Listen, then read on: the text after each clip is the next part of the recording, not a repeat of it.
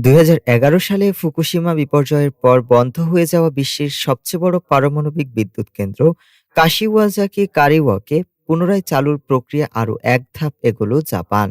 Niigata অঞ্চলের আঞ্চলিক পরিষদ কেন্দ্রটি সচলের পরিকল্পনায় সমর্থন দেওয়ার সিদ্ধান্তটি আনুষ্ঠানিক অনুমোদন পেয়েছে। সোমবার আঞ্চলিক পরিষদের ৫৩ সদস্যের সংখ্যাগরিষ্ঠ ভোটে এ সংক্রান্ত একটি সম্পূরক প্রস্তাব গৃহীত হয়। এর আগে গত মাসে নিগাতার গভর্নর হিদেও হানাজুমি বিদ্যুৎ কেন্দ্র চালুর বিষয়ে সম্মতি দেন।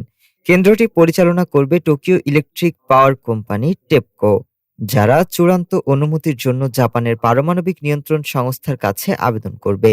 ২০১১ সালের ১১ মার্চ ভয়াবহ ভূমিকম্প ও সুনামির পর ফুকুশিমা দাইচি কেন্দ্রে পারমাণবিক দুর্ঘটনার জেরে জাপানের একাধিক চুল্লি বন্ধ করা হয়।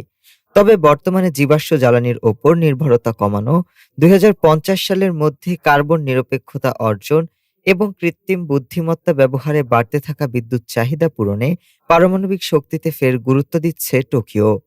তবে স্থানীয় বাসিন্দাদের মধ্যে নিরাপত্তা ব্যবস্থাপনা নিয়ে উদ্বেগ এখনো পুরোপুরি কাটেনি।